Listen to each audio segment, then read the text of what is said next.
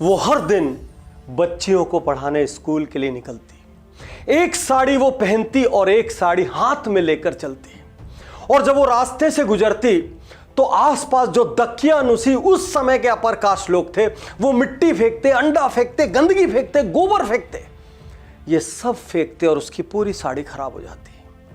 हिम्मत नहीं हारती, मुस्कुराती रहती थी। स्कूल पहुंचती, अपनी साड़ी चेंज करती, फ्रेश साड़ी पहनती, दिन भर बच्चियों को पढ़ाती, मन से लगन से पढ़ाती और शाम को फिर वापस लौटती और फिर उसके साथ वही होता और हर दिन दो साड़ी गंदगी में भर जाती। हिम्मत नहीं हारा उसने, वो पढ़ाती रही और इसीलिए उसको कहते हैं मदर ऑफ मॉडर्न एजुकेशन। किसको कहते हैं ये किस्सा बाद में बताऊंगा। क्लास 2 में था मैं और मेरे पिता का देहांत हुआ। विश्वास कीजिए मुझे ये भी नहीं पता था उस वक्त की डेथ क्या होती है। आज मैं जो कुछ भी हूँ, आज जो भी आप चारों ओर समृद्धि, नाम, पहचान कुछ भी देख रहे हैं, वो सब मदर की बदौलत है। मैं मेरी माँ का क्रिएशन हूँ। मैं ये मानता ही नहीं कि विमेन कमजोर होती है, बिल्कुल नहीं मानता। जो विमेन एक बच्चे को 9 महीने अंदर रख के पैदा कर ले, जो बहन का रोल निभा ले, माँ का रोल निभा ले, वाइफ का रोल निभा ले, सारे रोल निभा ले, फिर भी हंसती रहे, मुस्कुराती रहे, जो ऑफिस का काम संभाल ले और घर का काम संभाल ले, फिर भी हंसती रहे और मुस्कुराती रहे, वो कमजोर नहीं हो सकती, कभी नहीं हो सकती। हाँ, कुछ विमेन को अपनी शक्ति का एहसास नहीं है। दोस्तों, आज मैं आपको 4 एग्जांपल्स दे रहा हूं। अलग अलग फील्ड, अलग अलग एज, अलग अलग बैकग्राउंड, अलग अलग तकलीफें, लेकिन इन सब ने पर्सनल इंडिविजुअल आइडेंटिटी क्रिएट की और एक इतिहास रचा जिसकी वजह से लाखों करोड़ों लोग आज इनको पहचानते हैं, जानते हैं और इनके ऊपर गर्व महसूस करते हैं। दोस्तों, सबसे पहले मैं बात कर रहा हूं सावित्री फुले की। नाम ही नहीं सुना होगा आपने, इंदिरा नूई सुना होगा आपने, कल्पना चावला सुना होगा, सावित्री फुले नहीं सुना होगा। इतिहास रचा इस महिला ने। महज 10 साल की उम्र में शादी हो गई। शादी होते तक कोई पढ़ाई नहीं की क्योंकि उस जमाने में लोअर कास्ट के लोगों को पढ़ने की इजाजत नहीं थी और खासकर विमेंस को तो बिल्कुल भी नहीं। शादी होकर जिस घर में गई वहां पर हस्बैंड ने भी क्लास 7th में पढ़ाई छोड़ दी थी। इसने अपने हस्बैंड से इच्छा जाहिर की, मुझे पढ़ना है। दोस्तों, आज सारे हस्बैंड्स के सामने एक बहुत बड़ा क्वेश्चन मार्क लगाकर पूछ रहा हूं, आप अपनी वाइफ के इंस्पिरेशन हैं? आप उसको किसी मुकाम पर ले जाने में सहायक बनना चाहते हैं, मदद करना चाहते हैं, या आप ही सबसे बड़े बैरियर हैं? क्योंकि ज्योतिराव फुले ने घर में अपनी वाइफ को पढ़ाना शुरू किया। धीरे धीरे पढ़ाते पढ़ाते घर में पूरी स्कूलिंग करा दी और उसके बाद सावित्री फुले ने टीचर्स ट्रेनिंग प्रोग्राम किया और उसके बाद तो मानो क्रांति आ गई। 1848 में 1848 में उन्होंने अपना पहला स्कूल खोल दिया। एक महिला ने महिलाओं के लिए स्कूल खोल दिया। उस जमाने में सोच के भी परे, सोशल अपोजिशन, सोशल स्ट्रक्चर कैसा था सोचिए तो जरा। लेकिन हार नहीं मानी, फंड्स की शॉर्टेज हो गई, जबरदस्त विरोध हुआ, जान से मारने की धमकियां मिली, लेकिन स्कूल चलता रहा। कुछ समय बाद कुछ दिक्कतों की वजह से बंद हो गया, लेकिन 1851 में वापस सावित्री फुले ने स्टार्ट किया और एक नहीं, दो नहीं, कई स्कूल स्टार्ट किए। उस समय की सोशल रिफॉर्मर, कौन कहता है महिला कमजोर होती है? उस समय की क्रांतिकारी घटनाओं में से एक क्या थी? 1000 साल में पहली बार किसी महिला ने अपने पति की चिता को आग दी। वो और कोई नहीं, सावित्री फुले थी। तो 150 साल पहले महिलाएं तब भी शक्तिशाली थी, महिलाएं अब भी शक्तिशाली है। यदि किसी भी कारण से रुके हुए हो, यदि किसी भी कारण से अपनी प्रतिभा को दबा रखा है, तो प्लीज जाग जाइए, क्योंकि आप तो सृजन करता है, आप कुछ भी कर सकती हैं। बहुत से विमेन को लगता है उनकी जिंदगी में बहुत तकलीफें हैं, काश ऐसी जिंदगी ना होती। चलिए एक और की बात करते हैं। गंगूबाई काठियावाड़ी। क्यों चर्चा में है गंगूबाई? क्योंकि आलिया भट्ट उनका रोल निभा रही है, संजय लीला भंसाली उन पर पिक्चर बना रहे हैं, लेकिन इनके पहले कभी इनकी चर्चा नहीं हुई। काली बेंटले कार, गोल्ड बॉर्डर की साड़ीज और गोल्ड बटन ब्लाउजेस पहनने वाली इस लेडी ने मुंबई के कमाठीपुरा इलाके में सेक्स वर्कर्स पर राज किया। राज और आज इनके ऊपर पुस्तकें लिखी जा रही है, अखबारों में कवर हो रही हैं, पिक्चर बन रही है। लेकिन जिंदगी का दर्द देखिए, दर्द। एक सक्षम परिवार को बिलोंग करती थी, लॉयर्स की फैमिली थी और अच्छा खासा स्टैंडर्ड था। वहां से इनका एक अफेयर हुआ। इनके बॉयफ्रेंड ने महज 16 साल की उम्र में मुंबई लाकर एक ब्रोथल में, एक चकले में इनको बेच दिया। कितने में? 500 रुपए में। गंगूबाई ने निर्णय लिया, अब मैं यहां से वापस नहीं लौटूंगी, यहीं से करके दिखाऊंगी जो मुझे करना है। और देखते ही देखते वो सेक्स वर्कर्स की, उनकी फैमिलीज की मसीहा बन गई। मसीहा! ऐसा क्या किया भाई उन्होंने वहां पर मेडिकल फैसिलिटीज अवेलेबल कराई। उन्होंने वहां पर ओल्ड सेक्स वर्कर्स को पेंशन दिलाना शुरू किया। और जब भी उनको पता चलता कि ऐसा कोई केस है जिसमें किसी ने धोखे से लाकर बेच दिया है और उनको समय रहते ये बात मालूम पड़ जाती, वो कोशिश करते कि उस लड़की को वापस अपने गांव भेज दें। और ऐसा उन्होंने सैकड़ों के साथ किया।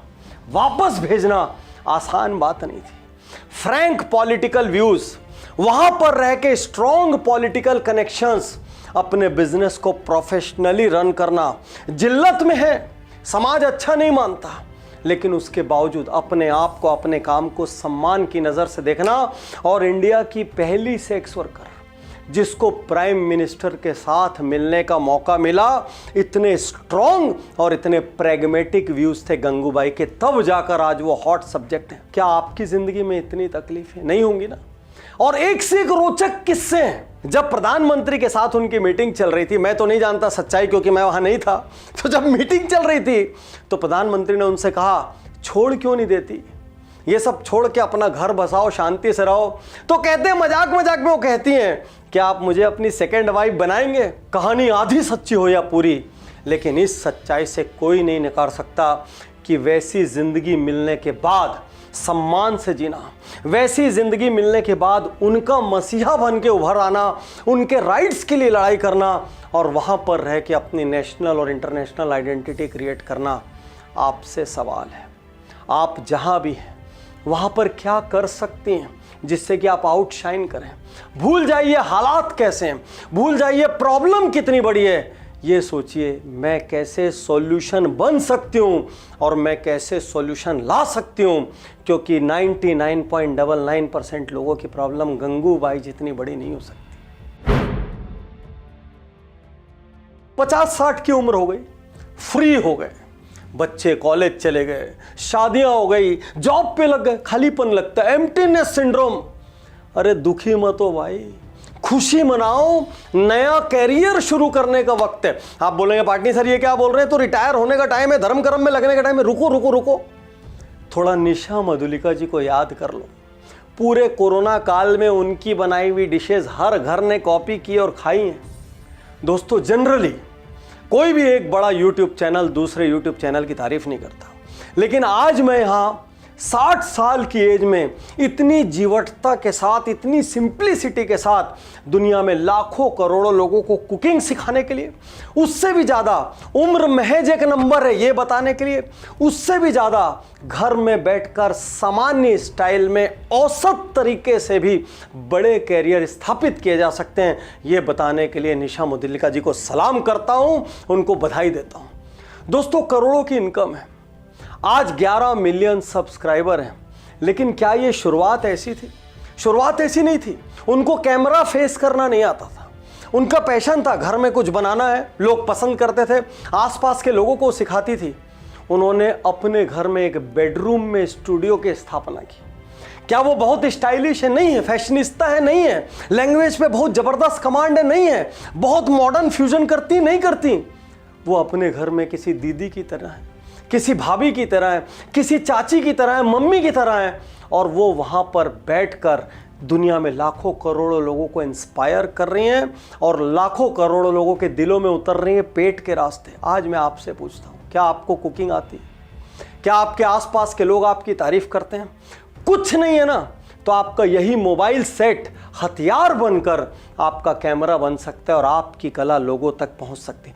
उम्र ज़्यादा हो गई, अरे 60 से तो ज़्यादा नहीं हुई होगी, जगह नहीं है, अरे घर में बेडरूम तो है, प्रश्न खाली इतना है, बहाने बनाएंगी कि महिला होने की असली ताकत का एहसास करेंगी और निशा मधुलिका जैसे लोगों से इंस्पायर होंगी। सवाल है, और विमेन पावर की आखिरी कहानी जो आपको भीतर से हिला देगी, और मेरा विश्वास मानिए इसके बाद आप बैरियर तोड़ने निकल पड़ेंगे। महज 14 साल की उम्र में वो अकेले मुंबई आ गई। वो उतरी तो उसने सामने पिज्जा हट देखा, जिंदगी में पहली बार। पिज्जा हट पहुंचकर हाथ पैर जोड़कर नौकरी हासिल की। पीछे पीछे माँ बाप चले आए। बहुत गरीब थे, कुछ भी नहीं था, लेकिन बिटिया का इंस्पिरेशन बनना था और पिता उसको सपोर्ट करने के लिए ऑटो चलाने लगे। एक दिन उसके मन में विचार आया, मैं मिस इंडिया बनूंगी। सबने मजाक उड़ाया। एक के बाद एक उसने 10 जगह ऑडिशन दिए, 10 पेजेंट में हिस्सा लिया और सब जगह वही जवाब, शक्ल अच्छी नहीं है, अरे हाइट कम है, स्टाइल नहीं है, गरीब हो तो क्या अटेंशन ले रही हो। लेकिन इन जवाबों से उसने हिम्मत नहीं हारी। वो पिज्जा हट में आने वाले अपर क्लास लोग कैसे बात करते हैं देखने लगी, उनकी स्टाइल सीखने लगी। और मजाक नहीं हिस्सा लेना, हर जगह आपको ड्रेसेस, कॉस्ट्यूम्स खरीदने पड़ते हैं, एसेसरीज, ज्वेलरीज खरीदनी पड़ती है, मेकअप के सामान खरीदने पड़ते हैं। पैसे कहाँ से आएंगे? इन पैसों के लिए वो पोछा लगाती थी, इन पैसों के लिए वो बर्तन धोती थी ताकि अपनी व्यवस्था कर सके। और माँ बाप के पास जितना साधन था, ऑटो चला के पिता जो पूरा कर सकते थे अपनी सीमित कमाई में करते थे। हिम्मत नहीं हारी। एक रिश्तेदार साथ नहीं था, परिस्थिति साथ नहीं थी, गांव से थी, गरीब थी, इंग्लिश नहीं थी, स्टाइल नहीं थी, शक्ल नहीं थी, कुछ नहीं था। केवल जुनून था, हौसला था, गोल था, फोकस था। जानते ऑडिशन कहां से दिया? कोरोना काल था। 10 बाई 10 के स्लम में बैठकर, अपनी झोपड़ी में बैठकर उसने ऑडिशन दिया और फाइनली विनर से ज्यादा चर्चित होने वाली पहली VLCC Femina miss India runner up 2020 बनी मान्या ओम प्रकाश सिंह। मैं आपसे पूछता हूं, आप इनमें से कितना बहाना बनाते? कितनी बार आपने बोला मेरे में स्टाइल नहीं है, मुझे ये नहीं आता, मुझे मौके नहीं मिलते, मुझे लोग इंस्पायर नहीं करते, प्रमोट नहीं करते, घर वाले साथ नहीं देते, इंग्लिश नहीं आती, कंप्यूटर नहीं आती, कॉन्फिडेंस की कमी? कितनी बार बोला आपने? कितनी बार अपने सपनों को मारा? लेकिन जब मान्या कर सकती है तो क्या आप नहीं कर सकते? जब वो जमीन पे झाड़ू पोछा लगा के, बर्तन धो के स्टाइल सीख सकती है, लैंग्वेज सीख सकती है, कॉन्फिडेंस ला सकती है, सपनों को पूरा करने के लिए लड़ सकती है और अपने ऑटो ड्राइवर पिता के चेहरे पर उस प्राइड की, उस गर्व की अनुभूति को ला सकती है जब वो कहते हैं कि आज लोग मुझे कहते हैं मैं मान्या का पिता हूं। दोस्तों, ये स्टोरी में शामिल करने वाला नहीं था। कुछ दिन पहले इंडियन आइडल में जब मैंने मान्या को देखा और उसकी कहानी सुनी, मेरे को लगा this is the right story, आज की स्टोरी, अभी की स्टोरी। क्योंकि ऐसे एक्सक्यूजेज रात दिन चारों ओर सुनने मिलते हैं। मैं हिंदुस्तान की हर महिला से कहता हूं, आप किसी भी उम्र के हो, अपने आप को कमजोर मत समझिए। आपकी कोई भी परिस्थिति हो, अपने सपनों को छोड़िए मत, अपनी उम्मीदों को तोड़िए मत। मैं हमेशा से अपने ट्रेनिंग, कोचिंग प्रोग्राम्स में कहता रहा हूं, अपने ऑफिस में कहता रहा हूं कि विमेन मेन से ज़्यादा स्मार्ट होती है, ज़्यादा रेजिलिएंट होती है, ज़्यादा पेशेंस होता है, ज़्यादा फॉलो अप कर सकती है, ज़्यादा फोकस्ड होती हैं। आप जहाँ भी हैं प्लीज़ राइज कीजिए, जहाँ भी हैं अपनी कमजोरियों को आग लगा दीजिए और अपने भीतर उस एक हुनर को तलाशिए जिसके दम पर आपकी अपनी आइडेंटिटी बन सकती है। आप किसी की बेटी हैं, किसी की वाइफ हैं, किसी की कुछ भी हैं, वो सब सेकेंडरी। व्यक्तिगत रूप से आपकी अपनी आइडेंटिटी होना चाहिए ताकि ज़िंदगी में जब आप पीछे पलट के देखें तो आपको लगे मैंने भी कुछ किया है। और मैं सारे पेरेंट्स, सारे हस्बैंड से कहना चाहता हूँ, अपने घर की विमेंस को सपोर्ट कीजिए, उनको सेकंड मत समझिए, उनके टैलेंट्स को मत दबाइए, क्योंकि हज़ारों, लाखों, करोड़ों एग्जाम्पल आज दुनिया में हैं जहां विमेंस की वजह से उनकी फैमिलीज प्राउड फील करती हैं, जहां पर उनको एक बेटी का पिता कहलाने में गर्व महसूस होता है। शुक्रिया, धन्यवाद, थैंक यू। मैं तैयार हूँ, मैं तैयार